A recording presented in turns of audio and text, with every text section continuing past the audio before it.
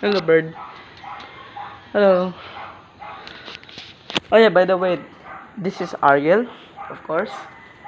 I feed my bird for about 3 years or 4 years now.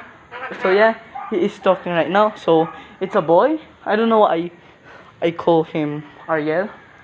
Nah, I don't know. So here's a bird. Of course, it's talking. It said, "Pangit" means ugly in Tagalog, or supot. Yeah, it's funny because supot means you're uncircumcised. I'm sorry, guys.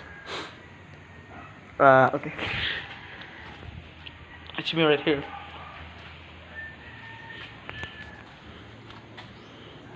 Okay, let's see if the bird is talking. Sometimes it talks and sometimes it's not.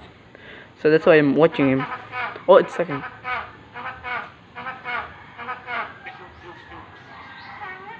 Oh, see? It said pangit. Yup, he said it.